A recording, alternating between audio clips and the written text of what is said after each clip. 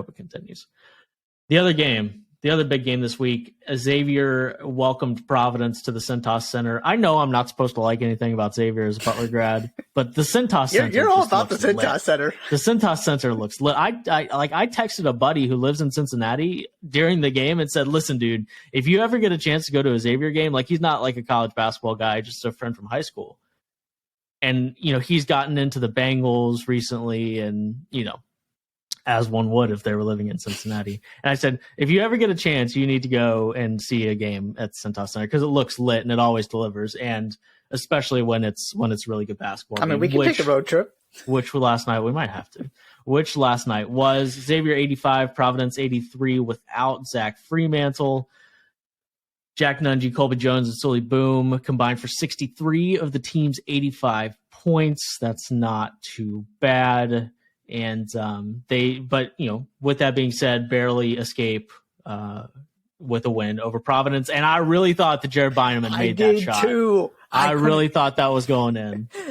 He got it over the rim and it just sat there. Yep. And then it was almost like some kind of wind came in and just redirected it out of the rim. Yeah. It's like the entire right side of the arena just blew in the direction of the ball. Yeah. I really thought it was going. I was 100%. I went, that looks, yeah. I also got a really big kick out of the commentators thinking that Jared Bynum was hurt and really he was just on the floor. And they were like, there seems to be an injury. I'm like, no, dude, he just collapsed to the floor and that was so close. Disbelief, right? Yeah, in disbelief, exactly. I'm glad you had that confusion too, because I thought, did he really? And then they were showing the replay. Yeah, I thought, did he get hurt? Because it looked to me like he just kind of, understandably, just laid there, out of disappointment and the exertion of playing overtime, coming that close to winning this big game, and exactly. Yeah. No, and then it cuts to the handshake line, and he's just walking normally through the handshake line at that point.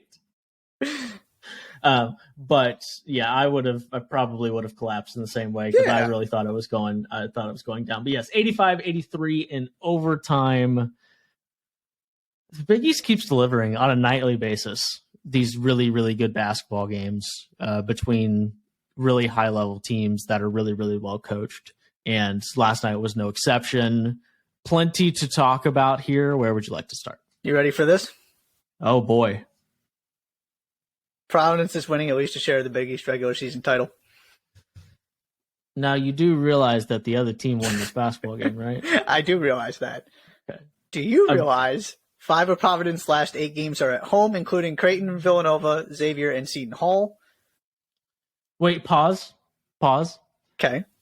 How unbelievable is it that you just put Villanova in a list of easy games for another Big East team? Well, I put it in the list of hard games. Did you?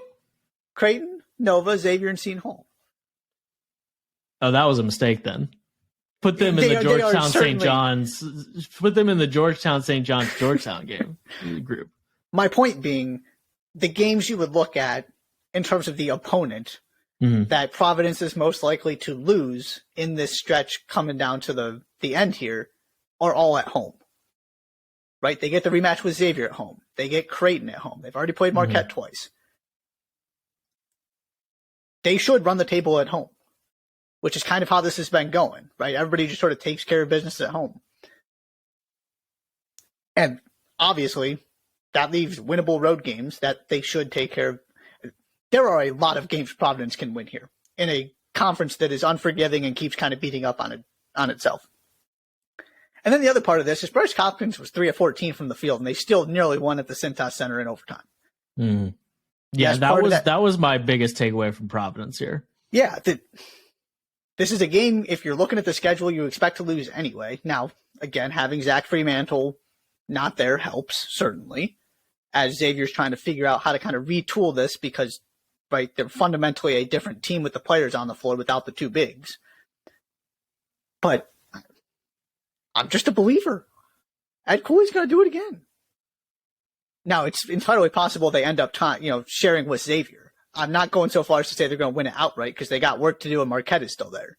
Mm-hmm. But I feel very confident we are going to look back at the end and Providence is going to be one of the teams that is a Big East regular season champion.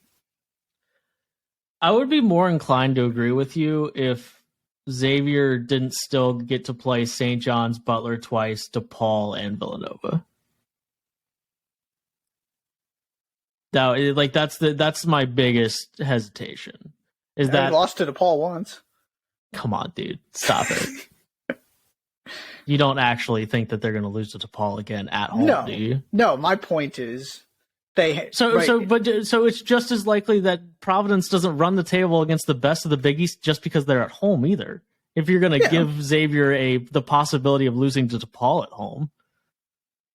No, I don't think Xavier's losing that game. My point is I feel slightly more confident about Providence at home than Xavier winning every single game they're supposed to, because we've already seen it doesn't. We're talking about the 18-5 and 10-2 team, right? In the Big East team, right? Yeah. You're worried about that team winning the games they're supposed to? I'm not worried about it. I think there's a loss or two in there. Specifically, the rematch of this game. Okay. And that's all that Providence would need, right? You just got to play even the rest of the way. Okay. I'm sticking with this. Now, if you're asking me, these two teams and maybe even Marquette are going to share the title. I'm not saying I also think Xavier's going to get a piece of it. I do think they're going to end up tied, though. Okay. So, because I would hand Xavier 5 more wins. Hand them to them. And there's 8 left? And there's 8 left. And the other 3 are Seton Hall, Providence, and Marquette. All on the road? That's correct. But the other 5 games against those bad teams are all at home. So they're 15-5. Yeah. So, and that's 15-5 in conference. So you're in on Providence going 6-2 the rest of the way. 100%. Okay. That's fine. I'll respectfully disagree with that, though. I'll respectfully disagree with that because I think there's no way that Providence wins all 5 of those games. They get 2 losses in there. You just said they're going to run the table at home. No, I said I like their chances. You did. You said they are going to run the table at home. I said they could. Okay, I think they probably lose one. I think they probably they could run the table. They could win 8 games. They could win the national championship. One loss at home, 1 loss on the road. 6-2, 15-5. There you go. Okay, I will put any money in the world that doesn't happen. But okay, I'll be expecting a public apology when they do it. Then okay, that's fine. Providence team has a St. Louis and a Miami, Florida loss this year, so they don't beat all the teams they're supposed to either, by the way, just in case you were curious. If you're done, can I talk about this game as well? I mean, do you want to talk about the game or just that Providence is going to win the Big East? We can keep talking about it. No, just kidding. Yeah, I have one more thing I want to get to, so go ahead. I don't think people are talking enough about how Sully Boom is, like how rare what Sully Boom is doing is. I mean, that guy transferred from a mid-major school and is better than he was at said mid-major school. He's dispelling all of your beliefs about this. See, my belief has never been that it's not possible. Well, right. My belief is that it's unlikely. Yeah, right. Not in a literal sense if you say it's never possible, but you're right, and rightfully so. Your whole thing is don't expect this to happen. And so Boom said, watch me. Right. Which is why I probably wasn't as high on Xavier coming into the season as some people were. Because, right, Sully Boom's the most important player on this team for my money. And the guy that, like, we're literally having commentators call him the finisher at the end of games. Yep. Because that's the guy you want taking your free throws. That's the guy you want the ball in his hands. He had 20 and 9. He didn't shoot the ball great in this game, but he had 20 and 9 and had 1 turnover in a really high-level Big East game. This is a guy who played at UTEP last year. But because we could just as easily be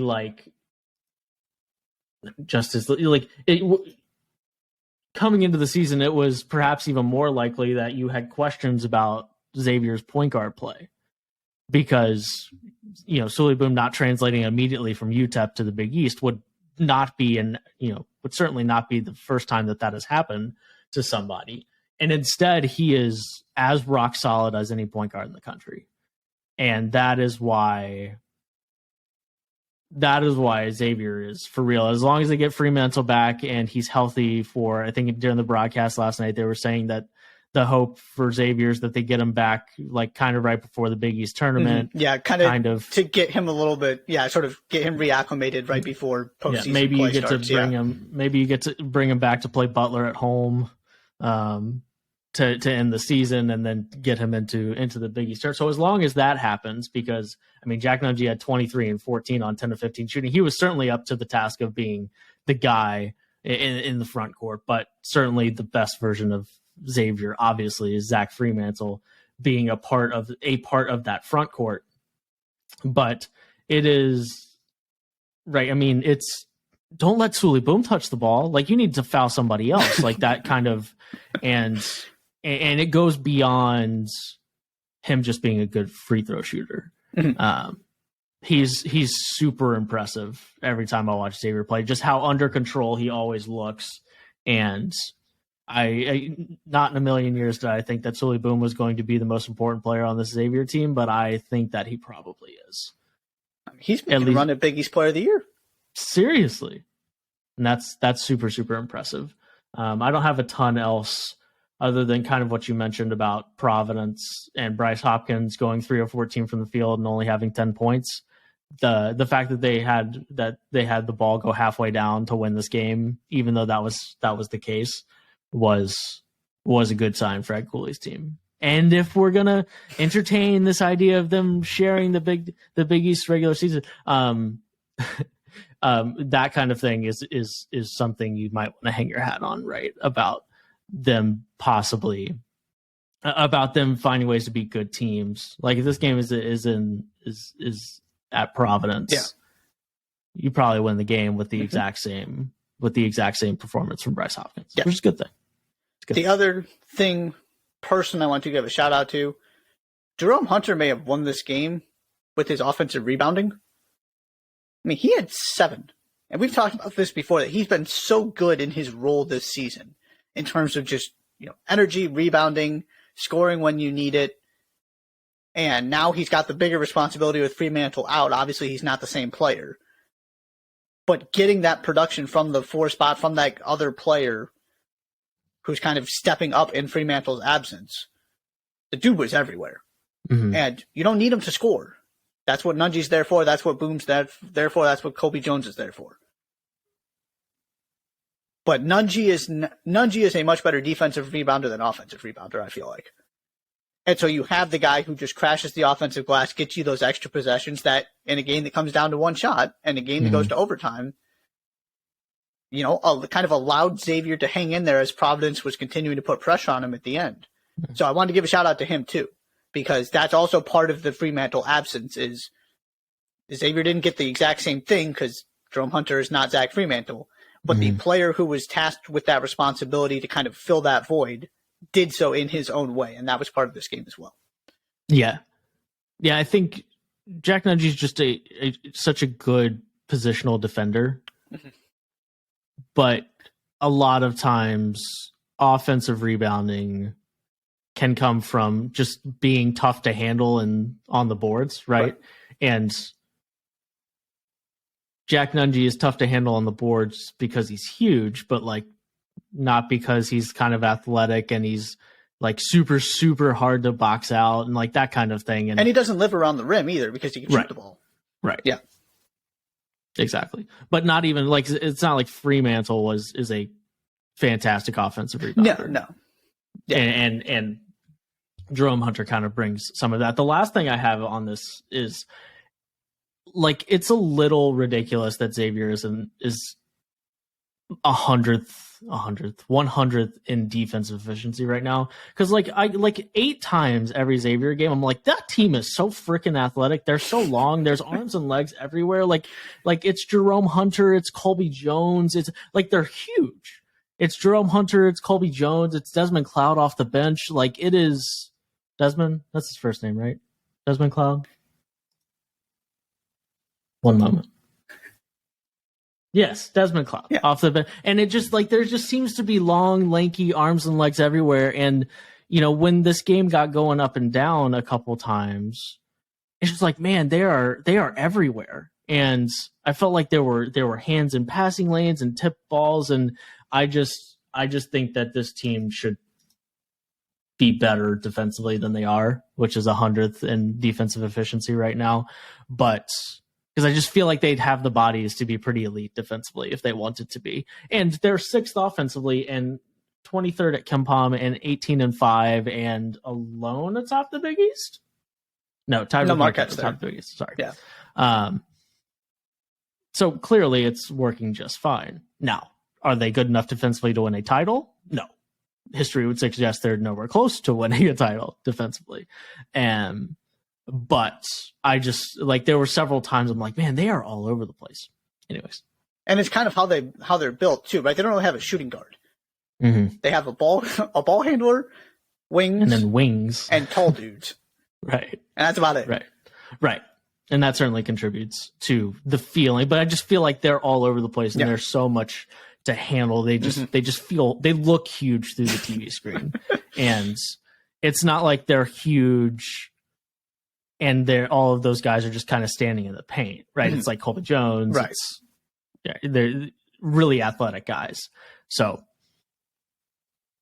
that's fine. That's the way they're made up. And like I said, it's working for them, but I don't think like we're one reality over from Xavier being a really good defensive team, I think. Anything else in this game? No, nothing else on this game. This game between the Big East regular season champ and the team that will finish just behind them in second. Oh, so you think Providence is going to win it outright? Oh, well done. Yeah, that's all I got on that game.